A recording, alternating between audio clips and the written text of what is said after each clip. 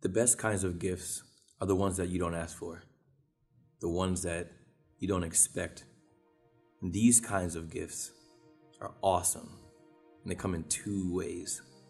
One, you can be a girl, and this guy is crushing on you, and so he gives you a gift. But usually these gifts come through relationship. Over time spent with an individual, you begin to realize how much their presence means to you.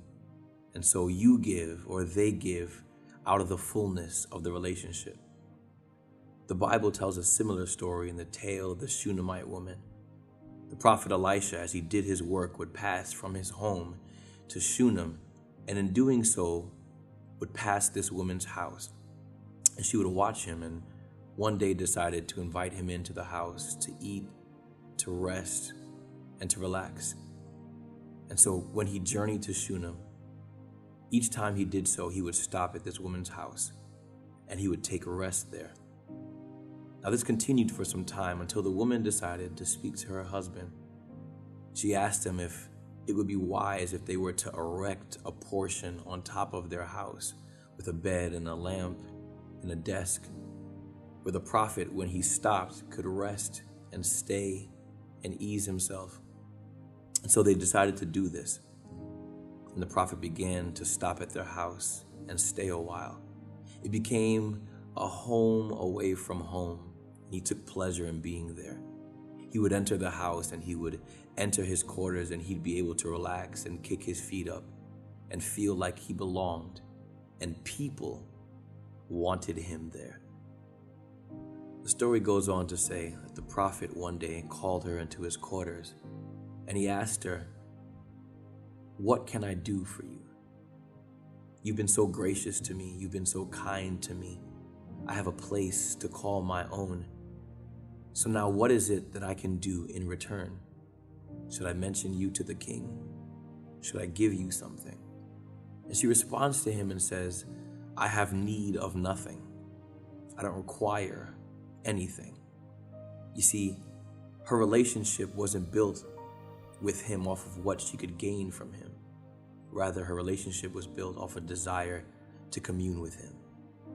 And so the prophet, after hearing her answer, after consulting his servant, decides to bless her. And he says to her, "By this time next year, you shall give birth to a child. There shall be joyful cries in your household. The pitter-patter of little feet will always be at your earfall." Now, this gift, it wasn't requested. This gift wasn't sought after, but it was given because of the relationship that was built there. And the relationship was formed out of the desire to have the man of God be comfortable. In our lives, oftentimes we seek God's presence. But if we're honest with ourselves, we seek him because of what it is we can gain from him, because of what he can do for us, because of how he'll make us look. But how often do we stop and simply ask God to make himself home in our hearts, to come and find a place where he can be at peace, where he can kick his feet up and relax? God is looking for a relationship that's not built out of a desire to gain from him, but a desire to commune with him. Now, understand that because of the nature of the relationship, as you become closer to him and he becomes closer to you, you will desire to do for him and he will desire to do for you. But it's not the purpose of the relationship. The purpose of the relationship is to provide for God a place in ourselves where he feels at home, where he looks at you like family.